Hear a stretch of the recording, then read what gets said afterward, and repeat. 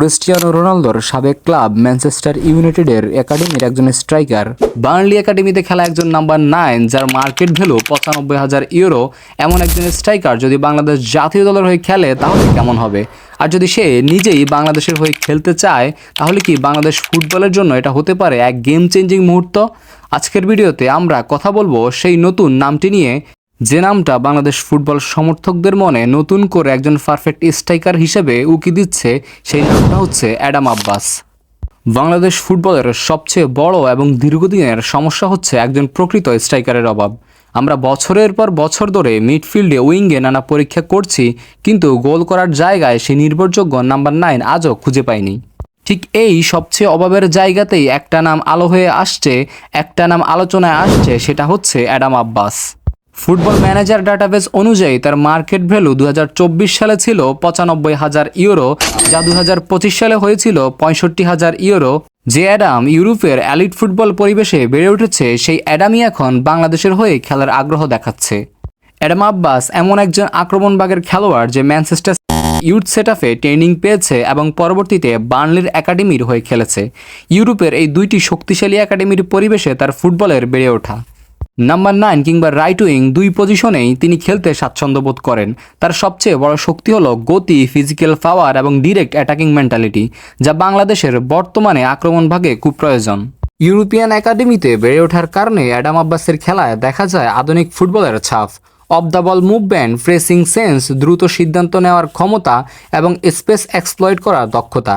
সে এমন একজন খেলোয়াড়, সে শুধু বল পায়ে নয়, বল ছাড়া অবস্থানেও ডিফেন্সের জন্য বড় হুমকি তৈরি করতে পারেন।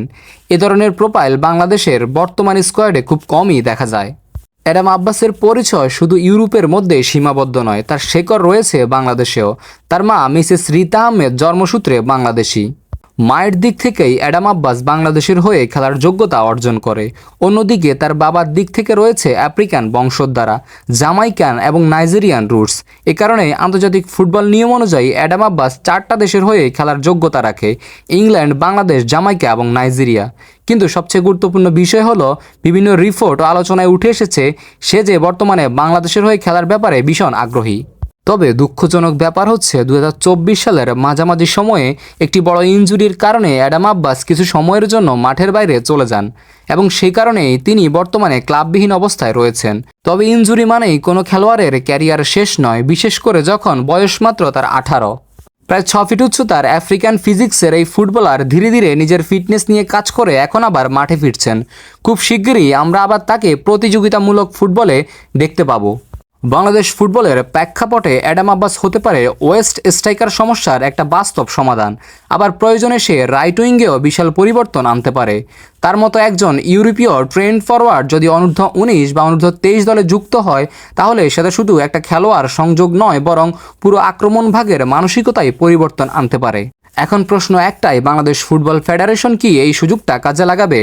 ম্যানচেস্টার একাডেমি ও বার্নলি একাডেমিতে বেড়ে ওঠা 95,000 ইউরোর মার্কেট ভ্যালুর 18 বছর বয়সী একজন স্ট্রাইকার যদি বাংলাদেশের হয়ে খেলতে চায়, তাহলে তাকে অন্তত ট্রায়াল, পর্যবেক্ষণ বা যুব দলে বিবেচনা না করার কোনো যৌক্তিক কারণ নেই।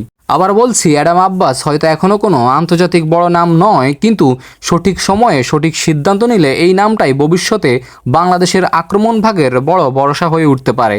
বাংলাদেশের ফুটবলের ভবিষ্যৎ গড়তে হলে ঠিক এই মুহূর্তেই প্রয়োজন এমন খেলোয়াড়ের দিকে হাত বাড়ানো, যারা ইউরোপিয়ান ফুটবলের সংস্কৃতিতে বড় হয়েছে, যারা আধুনিক ফুটবল খুব ভালো করেই বোঝেন এবং যারা একই সাথে গর্বের সঙ্গে বলে থাকেন, আমি বাংলাদেশের হয়ে খেলতে চাই। তো অ্যাডাম আব্বাসকে আপনার কাছে কেমন লাগে অবশ্যই কমেন্ট করে জানাতে পারেন, এবং বাংলাদেশের লাল সবুজের জার্সি গায়ে তাকে দেখতে চান কিনা অবশ্যই কমেন্ট করে জানিয়ে ভিডিওটি শেয়ার করে দিবেন।